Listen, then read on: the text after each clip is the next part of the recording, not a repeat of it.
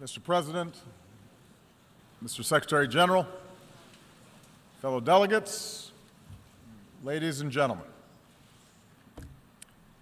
As I address this hall as President for the final time, let me recount the progress that we've made these last 8 years. From the depths of the greatest financial crisis of our time, we coordinated our response to avoid further catastrophe and return the global economy to growth. We've taken away terrorist safe havens, strengthened the non-proliferation regime, resolved the Iranian nuclear issue through diplomacy. We opened relations with Cuba, helped Colombia end Latin America's longest war. And we welcome a democratically elected leader of Myanmar to this assembly. Our assistance is helping people feed themselves, care for the sick, power communities across Africa, and promote models of development rather than dependence. And we have made international institutions like the World Bank and the International Monetary Fund more representative, while establishing a framework to protect our planet from the ravages of climate change. This is important work. It has made a real difference in the lives of our people.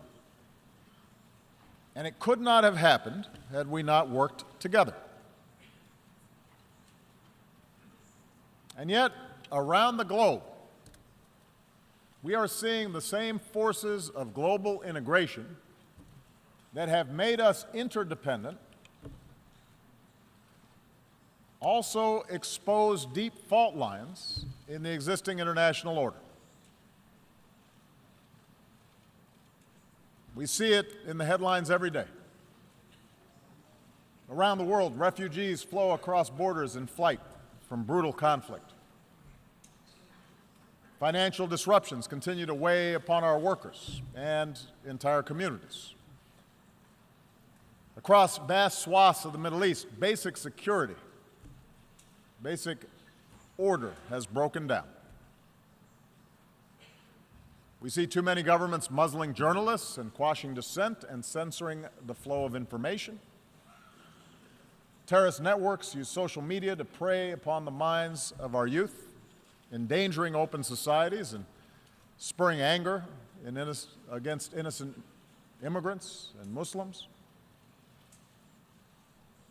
Powerful nations contest the constraints placed on them by international law. And this is the paradox that defines our world today. A quarter century after the end of the Cold War, the world is by many measures less violent and more prosperous than ever before. And yet our societies are filled with uncertainty and unease and strife.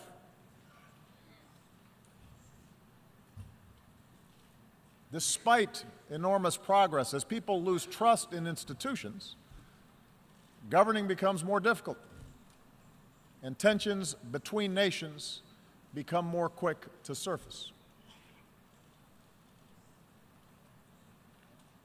And so I believe that at this moment, we all face a choice. We can choose to press forward with a better model of cooperation and integration, or we can retreat into a world sharply divided and ultimately in conflict along age-old lines of nation and tribe and race and religion. I want to suggest to you today that we must go forward and not backward. I believe that as imperfect as they are, the principles of open markets and accountable governance, of democracy and human rights and international law that we have forged remain the firmest foundation for human progress in this century. I make this argument not based on theory or ideology, but on facts. facts that all too often we forget in the immediacy of current events. Here's the most important fact. The integration of our global economy has made life better for billions of men, women, and children. Over the last 25 years, the number of people living in extreme poverty has been cut from nearly 40% of humanity to under 10%. That's unprecedented. And it's not an abstraction. It means children have enough to eat. Mothers don't die in childbirth. Meanwhile, cracking the genetic code promises to cure diseases that have plagued us for centuries. The internet can deliver the entirety of human knowledge to a young girl in a remote village on a single handheld device. In medicine and in manufacturing and education and communications, we're experiencing a transformation of how human beings live on a scale that recalls the revolutions in agriculture and industry. And as a result, a person born today is more likely to be healthy, to live longer, and to have access to opportunity than at any time in human history. Moreover, the collapse of colonialism and communism has allowed more people than ever before to live with the freedom to choose their leaders. Despite the real and troubling areas where freedom appears in retreat, the fact remains that the number of democracies around the world has nearly doubled in the last 25 years.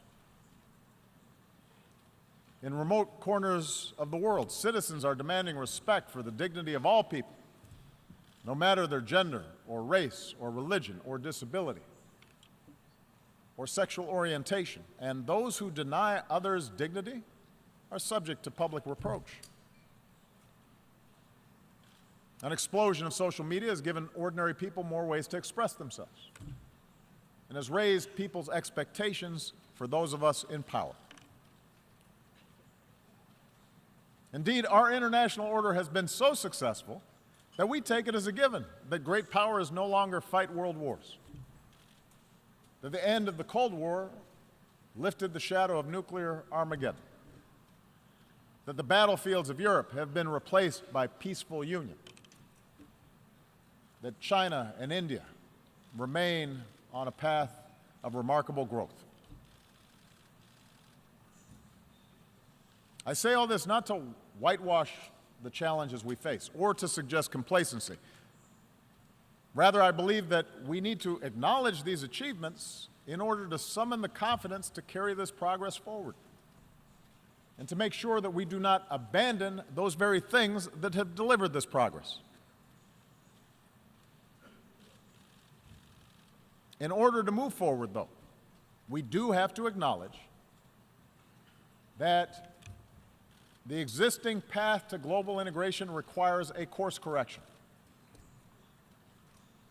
Because too often those trumpeting the benefits of globalization have ignored inequality within and among nations, have ignored the enduring appeal of ethnic and sectarian identities, have left international institutions ill-equipped, underfunded, under-resourced in order to handle transnational challenges. And as these real problems have been neglected, alternative visions of the world have pressed forward, both in the wealthiest countries and in the poorest. Religious fundamentalism, the politics of ethnicity or tribe or sect, aggressive nationalism, a crude populism, sometimes from the far left, but more often from the far right, which seeks to restore what they believe was a better, simpler age free of outside contamination. We cannot dismiss these visions. They are powerful. They reflect dissatisfaction among too many of our citizens. I do not believe those visions can deliver security or prosperity over the long term. But I do believe that these visions fail to recognize at a very basic level our common humanity. Moreover, I believe that the acceleration of travel and technology and telecommunications, together with a global economy that depends on a global supply chain, makes it self-defeating ultimately for those who seek to reverse this progress.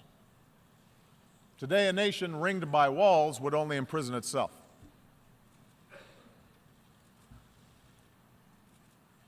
So the answer cannot be a simple rejection of global integration. Instead, we must work together to make sure the benefits of such integration are broadly shared, and that the disruptions, economic, political, and cultural, that are caused by integration are squarely addressed. Now, this is not the place for a detailed policy blueprint, but let me offer in broad strokes those areas where I believe we must do better together. It starts with making the global economy work better for all people and not just for those at the top.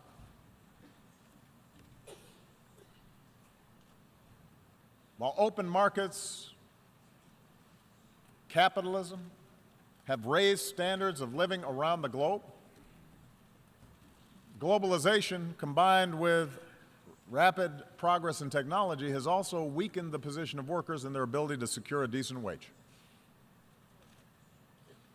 In advanced economies like my own, unions have been undermined, and many manufacturing jobs have disappeared. Often, those who benefit most from globalization have used their political power to further undermine the position of workers. In developing countries, labor organizations have often been suppressed, and the growth of the middle class has been held back by corruption and underinvestment. Mercantilist policies pursued by governments with export-driven models threaten to undermine the consensus that underpins global trade. And meanwhile, global capital is too often unaccountable. Nearly $8 trillion stashed away in tax havens, and a shadow banking system that grows beyond the reach of effective oversight. A world in which 1% of humanity controls as much wealth as the other 99% will never be stable. I understand that the gaps between rich and poor are not new, but just as the child in a slum today can see the skyscraper nearby, technology now allows any person with a smartphone to see how the most privileged among us live and the contrast between their own lives and others. Expectations rise then, faster than governments can deliver, and a pervasive sense of injustice undermines people's faith in the system. So how do we fix this imbalance? We cannot unwind integration any more than we can stuff technology back into a box, nor can we look to failed models of the past. If we start resorting to trade wars, market-distorting subsidies, beggar-thy-neighbor policies, an over-reliance on natural resources instead of innovation, these approaches will make us poor collectively, and they are more likely to lead to conflict. And the stark contrast between, say, the success of the Republic of Korea and the wasteland of North Korea shows that central planned control of the economy is a dead end.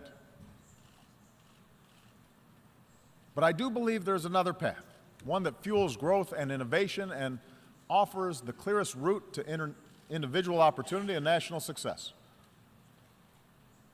It does not require succumbing to a soulless capitalism that benefits only the few, but rather recognizes that economies are more successful when we close the gap between rich and poor, and growth is broadly based. And that means respecting the rights of workers so they can organize into independent unions and earn a living wage. It means investing in our people, their skills, their education, their capacity to take an idea and turn it into a business. It means strengthening the safety net that protects our people from hardship and allows them to take more risks to look for a new job or start a new venture. These are the policies that I've pursued here in the United States, and with clear results. American businesses have created now 15 million new jobs. After the recession, the top 1% of Americans were capturing more than 90% of income growth, but today that's down to about half. Last year, poverty in this country fell at the fastest rate in nearly 50 years. And with further investment in infrastructure and early childhood education and basic research, I'm confident that such progress will continue. So just as I've pursued these measures here at home, so has the United States worked with many nations to curb the excesses of capitalism, not to punish wealth, but to prevent repeated crises that can destroy it. That's why we've worked with other nations to create higher and clearer standards for banking and taxation. Because a society that asks less of oligarchs than ordinary citizens will rot from within. That's why we've pushed for transparency and cooperation in rooting out corruption and tracking illicit dollars. Because markets create more jobs when they're fueled by hard work and not the capacity to extort a bribe. That's why we've worked to reach trade agreements that raise labor standards and raise environmental standards, as we've done with the Trans-Pacific Partnership, so that the benefits are more broadly shared. And just as we benefit by combating inequality within our countries, I believe advanced economies still need to do more to close the gap between rich and poor nations around the globe. This is difficult politically. It's difficult to spend on foreign assistance. But I do not believe this is charity. For the small fraction of what we spent at war in Iraq, we could support institutions so that fragile states don't collapse in the first place, and invest in emerging economies that become markets for our goods. It's not just the right thing to do, it's the smart thing to do. And that's why we need to follow through on our efforts to combat climate change. If we don't act boldly, the bill that could come due will be mass migrations and cities submerged and nations displaced and food supplies decimated and conflicts born of despair. The Paris Agreement gives us a framework to act, but only if we scale up our ambition, and there must be a sense of urgency about bringing the agreement into force and helping poorer countries leapfrog destructive forms of energy. So for the wealthiest countries, a green climate fund should only be the beginning. We need to invest in research and provide market incentives to develop new technologies and then make these technologies accessible and affordable for poorer countries. And only then can we continue lifting all people up from poverty without condemning our children to a planet beyond their capacity to repair. So, we need new models for the global marketplace, models that are inclusive and sustainable. And in the same way, we need models of governance that are inclusive and accountable to ordinary people. I recognize not every country in this hall is going to follow the same model of governance. I do not think that America can or should impose our system of government on other countries. But there appears to be a growing contest between authoritarianism and liberalism right now. And I want everybody to understand, I am not neutral in that contest. I believe in a liberal political order, an order built not just through elections and representative government, but also through respect for human rights and civil society and independent judiciaries and the rule of law. I know that some countries which now recognize the power of free markets still reject the model of free societies. And perhaps those of us who have been promoting democracy feel somewhat discouraged since the end of the Cold War, because we've learned that liberal democracy will not just wash across the globe in a single wave. It turns out building accountable institutions is hard work, the work of generations. The gains are often fragile. Sometimes we take one step forward and then two steps back. In countries held together by borders drawn by colonial powers, with ethnic enclaves and tribal divisions, politics and elections can sometimes appear to be a zero-sum game. And so, given the difficulty in forging true democracy in the face of these pressures, it's no surprise that some argue the future favors the strong man, a top-down model, rather than strong democratic institutions. But I believe this thinking is wrong.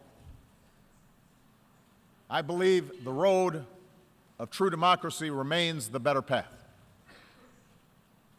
I believe that in the 21st century, economies can only grow to a certain point until they need to open up, because entrepreneurs need to access information in order to invent. Young people need a global education in order to thrive. Independent media needs to check the abuses of power.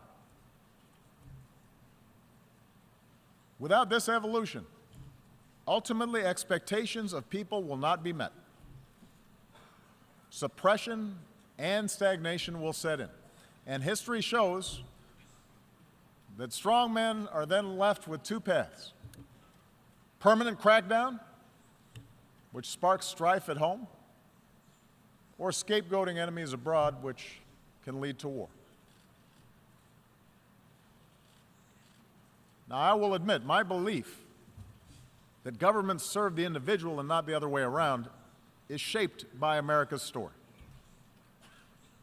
Our nation began with a promise of freedom that applied only to the few, but because of our democratic Constitution, because of our Bill of Rights, because of our ideals, ordinary people were able to organize and march and protest, and ultimately those ideals won out. Open doors for women and minorities and workers in ways that made our economy more productive and turned our diversity into a strength. That gave innovators the chance to transform every area of human endeavor. That made it possible for someone like me to be elected President of the United States. So yes, my views are shaped by the specific experiences of America, but I do not think this story is unique to America. Look at the transformation that's taken place in countries as different as Japan and Chile, Indonesia, Botswana. The countries that have succeeded are ones in which people feel they have a stake. In Europe, the progress of those countries in the former Soviet bloc that embraced democracy stand in clear contrast to those that did not. After all, the people of Ukraine did not take to the streets because of some plot imposed from abroad. They took to the streets because their leadership was for sale, and they had no recourse. They demanded change because they saw life get better for people in the Baltics and in Poland, societies that were more liberal and democratic and open than their own.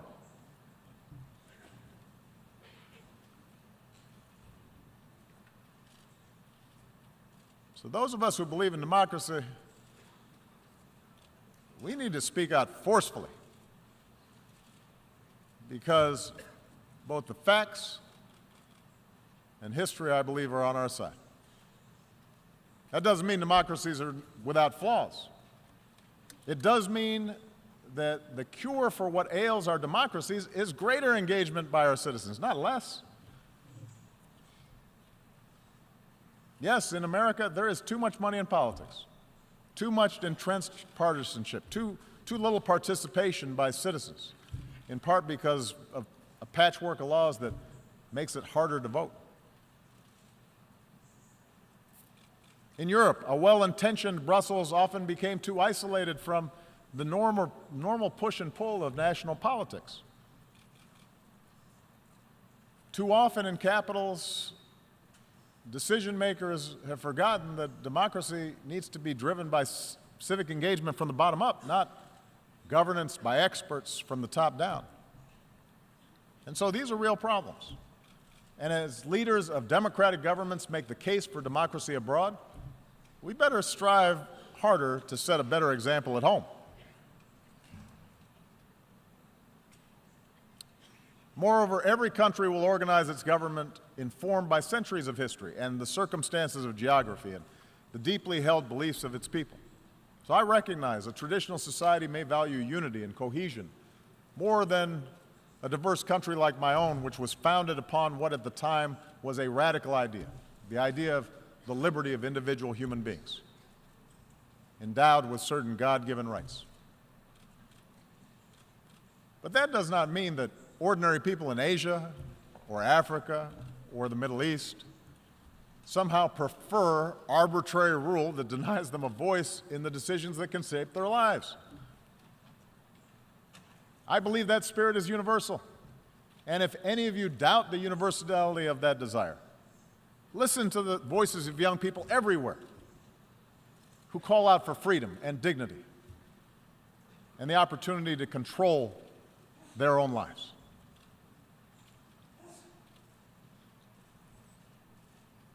This leads me to the third thing we need to do. We must reject any forms of fundamentalism or racism or a belief in ethnic superiority that makes our traditional identities irreconcilable with modernity. Instead, we need to embrace the tolerance that results from respect of all human beings.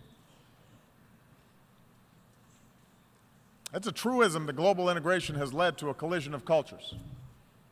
Trade, migration, the internet, all these things can challenge and unsettle our most cherished identities. We see liberal societies express opposition when women choose to cover themselves. We see protests responding to Western newspaper cartoons that caricature the Prophet Muhammad. In a world that left the age of empire behind, we see Russia attempting to recover lost glory through force. Asian powers debate competing claims of history. And in Europe and the United States, you see people wrestle with concerns about immigration and changing demographics and suggesting that somehow people who look different are corrupting the character of our countries. Now, there's no easy answer for resolving all these social forces, and we must respect the meaning that people draw from their own traditions, from their religion, from their ethnicity, from their sense of nationhood. But I do not believe progress is possible if our desire to preserve our identities gives way to an impulse to dehumanize or dominate another group. If our religion leads us to persecute those of another faith, if we jail or beat people who are gay, if our traditions lead us to prevent girls from going to school, if we discriminate on the basis of race or tribe or ethnicity, then the fragile bonds of civilization will fray. The world is too small. We are too packed together for us to be able to resort to those old ways of thinking. We see this mindset in too many parts of the Middle East. There, so much of the collapse in order has been fueled because leaders sought legitimacy not because of policies or programs, but by resorting to persecuting political opposition or demonizing other religious sects, by narrowing the public space to the mosque, where in too many places perversions of a great faith were tolerated. And these forces built up for years. and are now at work helping to fuel both Syria's tragic civil war and the mindless medieval menace of ISIL. The mindset of sectarianism and extremism and bloodletting and retribution that has been taking place will not be quickly reversed. And if we are honest, we understand that no external power is going to be able to force different religious communities or ethnic communities to coexist for long. But I do believe we have to be honest about the nature of these conflicts. And our international community must continue to work with those who seek to build rather than to destroy. And there is a military component to that. It means being united and relentless in destroying networks like ISIL, which show no respect for human life. But it also means that in a place like Syria, where there's no ultimate military victory to be won, we're going to have to pursue the hard work of diplomacy that aims to stop the violence and deliver aid to those in need and support those who pursue a political settlement and can see those who are not like themselves as worthy of dignity and respect. Across the region's conflicts, we have to insist that all parties recognize a common humanity and that nations end proxy wars that fuel disorder. Because until basic questions are answered about how communities coexist, the embers of extremism will continue to burn, countless human beings will suffer, most of all in that region, but extremism will continue to be exported overseas. And the world is too small for us to simply be able to build a wall and prevent it from affecting our own societies. And what is true in the Middle East is true for all of us. Surely religious traditions can be honored and upheld while teaching young people science and math rather than intolerance. Surely we can sustain our unique traditions while giving women their full and rightful role in the politics and economics of a nation. Surely we can rally our nations to solidarity while recognizing equal treatment for all communities, whether it's a religious minority in Myanmar or an ethnic minority in Burundi or a racial minority right here in the United States. And surely Israelis and Palestinians will be better off if Palestinians reject incitement and recognize the legitimacy of Israel, but Israel recognizes that it cannot permanently occupy and settle Palestinian land.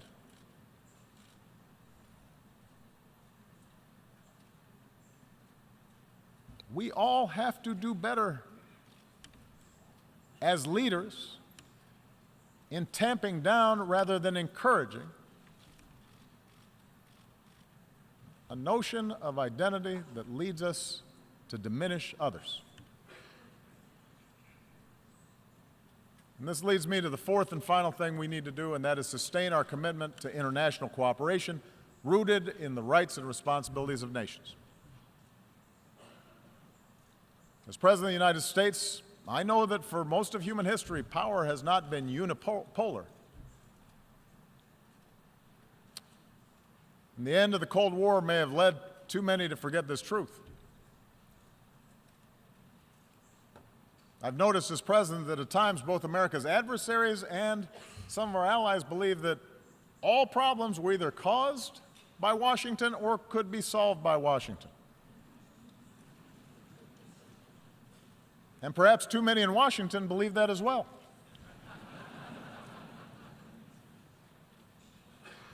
But I believe America has been a rare superpower in human history insofar as it has been willing to think beyond narrow self-interest. That while we've made our share of mistakes over these last 25 years, and I've acknowledged some, we have strived, sometimes at great sacrifice, to align better our actions with our ideals. And as a consequence, I believe we have been a force for good. We have secured allies. We've acted to protect the vulnerable. We've supported human rights. and welcome scrutiny of our own actions. We've bound our power to international laws and institutions. When we've made mistakes, we've tried to acknowledge them. We have worked to roll back poverty and hunger and disease beyond our borders, not just within our borders.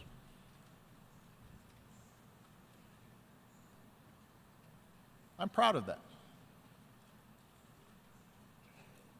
But I also know that we can't do this alone. And I believe that if we're to meet the challenges of this century, we are all going to have to do more to build up international capacity. We cannot escape the prospect of nuclear war unless we all commit to stopping the spread of nuclear weapons and pursuing a world without them.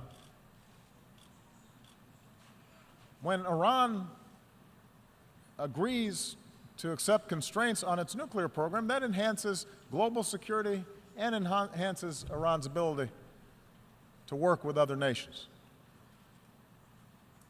On the other hand, when North Korea tests a bomb, that endangers all of us. And any country that breaks this basic bargain must face consequences.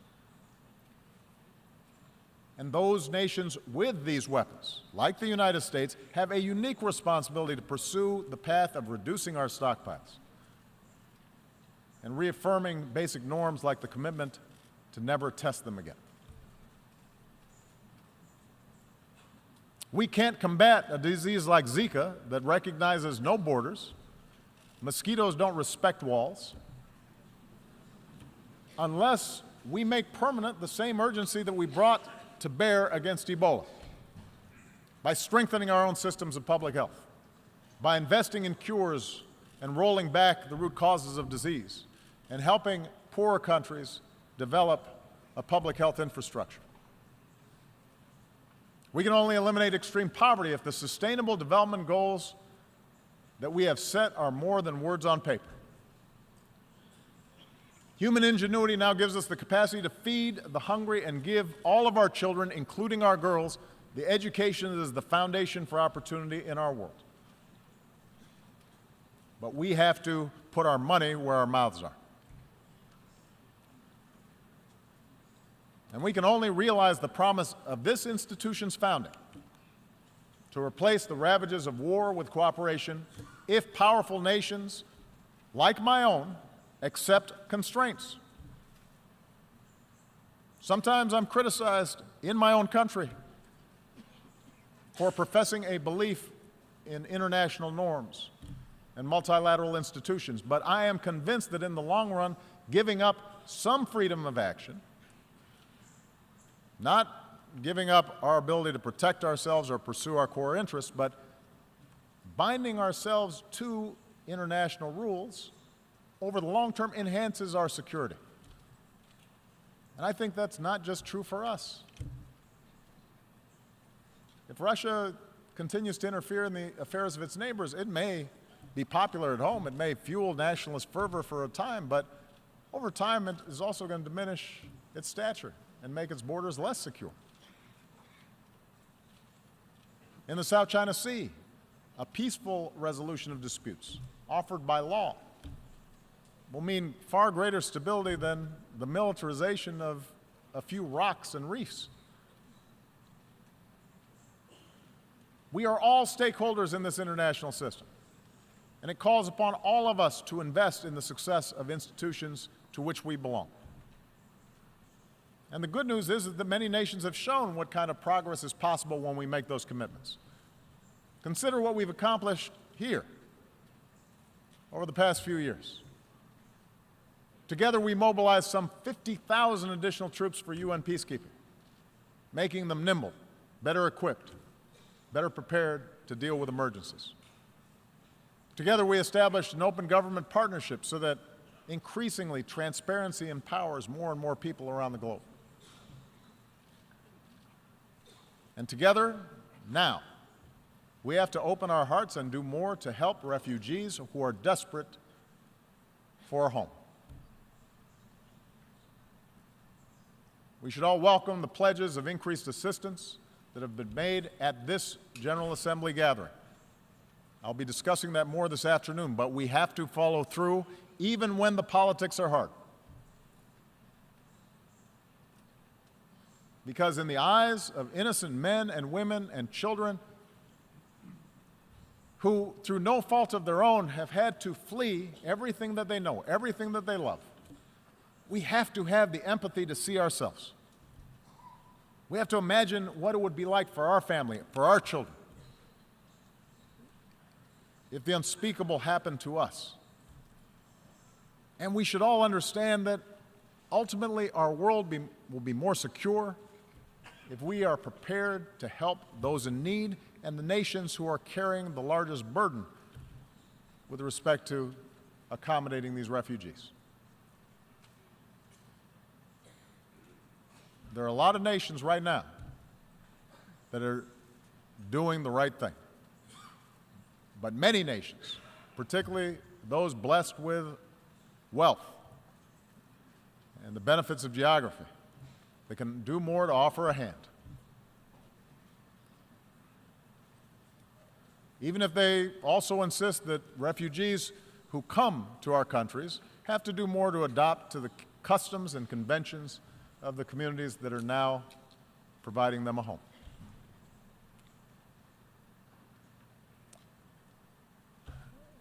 Let me conclude by saying that I recognize history tells a different story than the one that I've talked about here today. There's a much darker and more cynical view of history that we can adopt. Human beings are too often motivated by greed and by power. Big countries, for most of history, have pushed smaller ones around. Tribes and ethnic groups and nation-states have very often found it most convenient to define themselves by what they hate and not just those ideas that bind them together.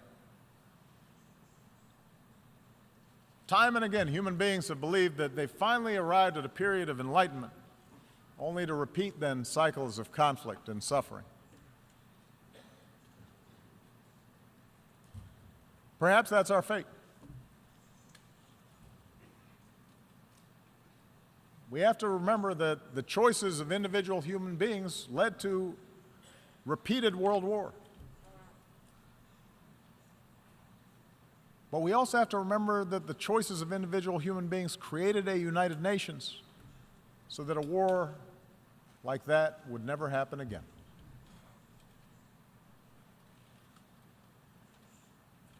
Each of us, as leaders, each nation, can choose to reject those who appeal to our worst impulses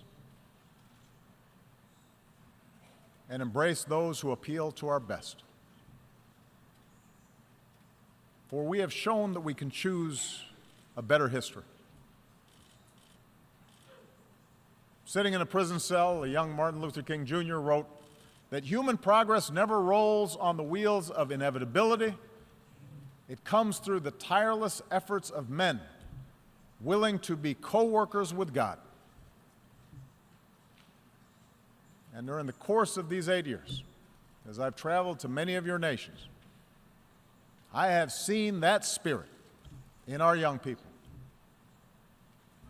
who are more educated and more tolerant and more inclusive and more diverse and more creative than our generation, who are more empathetic and compassionate towards their fellow human beings than previous generations.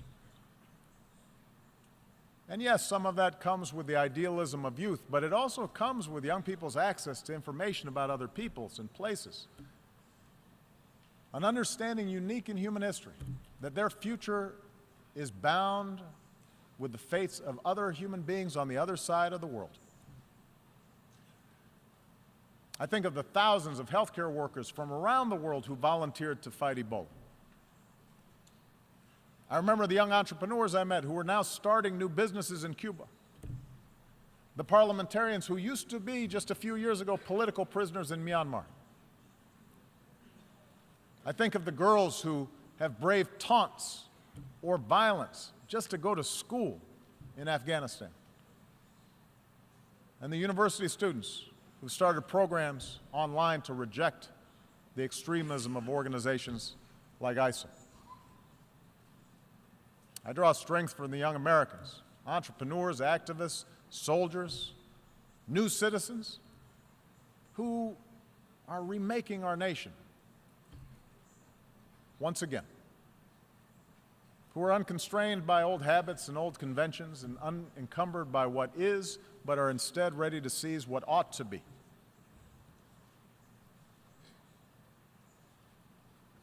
My own family is made up of the flesh and blood and traditions and cultures and faiths from a lot of different parts of the world. Just as America has been built by immigrants from every shore. And in my own life, in this country, and as president, I have learned that our identities do not have to be defined by putting someone else down, but can be enhanced by lifting somebody else up. That they don't have to be defined in opposition to others, but rather by a belief in liberty and equality and justice and fairness. And the embrace of these principles as universal doesn't weaken my particular pride, my particular love for America. It strengthens it. My belief that these ideals apply everywhere doesn't lessen my commitment to help those who look like me or pray as I do or pledge allegiance to my flag. But my faith in those principles does force me to expand my moral imagination and to recognize that I can best serve my own people. I can best look after my own daughters by making sure that my actions seek what is right for all people and all children and your daughters and your sons. This is what I believe, that all of us can be co-workers with God. And our leadership and our governments and this United Nations should reflect this irreducible truth. Thank you very much.